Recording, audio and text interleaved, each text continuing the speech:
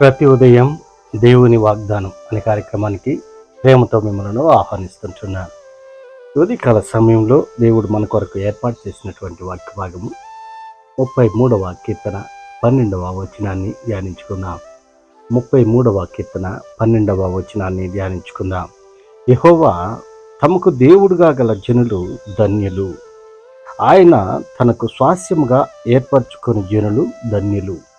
క్రీస్తునందు ప్రియమైన దేవుని బిడ్డలారా, ఇక చదవబడినటువంటి వాక్య భాగంలో దేవుడు మనకిస్తున్నటువంటి ఈ ఉదయకాల వాగ్దానము, యెహోవా తమకు దేవుడుగా గల జనులు ధన్యులు. దావీదు ఈ యొక్క కీర్తనను రచిస్తూ ఈ యొక్క మాటలను మాట్లాడుతూ ఉంటున్నాడు. దేవుని యొక్క క్రియలను బట్టి, దేవుని యొక్క మహాప్రభావం బట్టి, దేవుని యొక్క శక్తిని బట్టి ఈ యొక్క వాక్య భాగంలో మనం చూస్తూ ఉంటున్నాం. కానీ ప్రాముఖ్యంగా దేవుడు మనకు ఇస్తున్నటువంటి ఈ యొక్క వాగ్దానము, దేవుని నమ్మినటువంటి బిడ్డలుగా మనకు దేవుడు లోకంలో నుండి మనల్ని ఏర్పరచుకొని ఆయన చిత్తానుసారముగా ఆయన మనల్ని ఏర్పాటు చేసుకొని ఉంటున్నాడు, ఐక్యపరచుకొని ఉంటున్నాడు. ఎందుకనగా దేవుని నమ్మినటువంటి బిడ్డలుగా మనము జీవిస్తున్నామంటే దేవుడు మన పట్ల ఆయన చిత్తాన్ని నెరవేర్చినట్లుగా మనం చూస్తూ ఉంటున్నాం. ఇశ్రాయేలు యొక్క ప్రజలను ఆయన ప్రేమిస్తూ ఉంటున్నాడు. అత్యధికమైనటువంటి ప్రేమ వారిపైన కనబరుస్తూ ఉంటున్నాడు. ఎందుకనగా అలనాడు అబ్రహాముతో చేసినటువంటి ప్రమాణాన్ని బట్టి, ఆ యొక్క వాగ్దానాన్ని బట్టి తన స్వాస్యమును, తన సంతానమును విస్తరింపచేస్తానని, తన సంతానాన్ని ఆశీర్వదిస్తానని, వాగ్దాన భూమిని వారికి ఇస్తానని దేవుడు అబ్రహాముతో చేసినటువంటి ఆ వాగ్దానాన్ని బట్టి, ఆ నిబంధనను బట్టి దేవుడు ఇశ్రాయేలు యొక్క ప్రజలను ఎంతగానో ప్రేమిస్తూ ఉంటున్నాడు. ఇక్కడ మనం గమనించినట్లయితే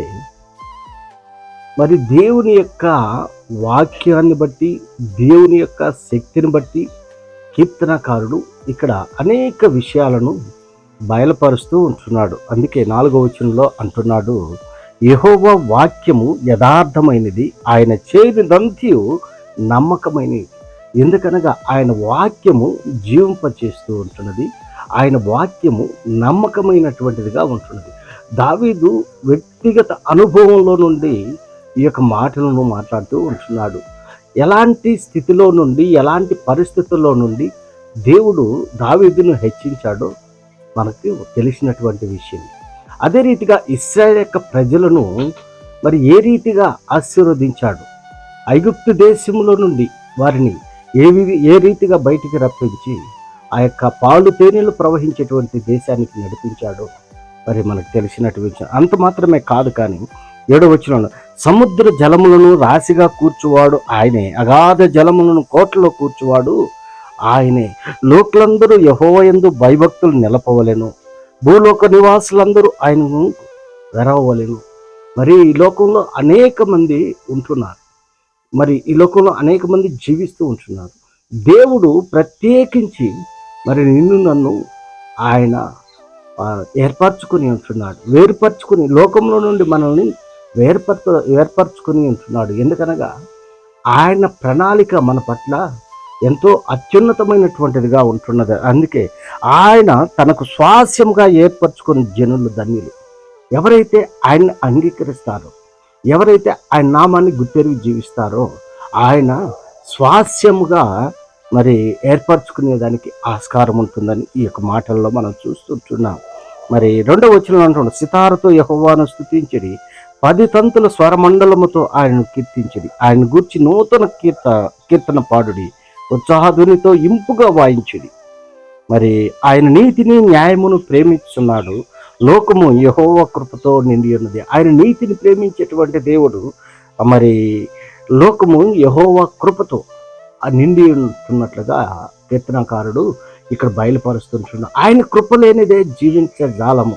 ఎందుకనగా ఆయన కృప మన పట్ల ఎంతగానో ఉంటున్నది. అందుకే దేవుని యొక్క వాక్యంలో మనం చూస్తున్నాం, ఆయన కృప భూమికి ఆకాశానికి ఎంత విశాలంగా ఉంటున్నదో ఆయన నమ్మినటువంటి బిడ్డల పట్ల అంత విశాలంగా ఉంటుందని దేవుని యొక్క వాక్యంలో మనం చూస్తున్నాం.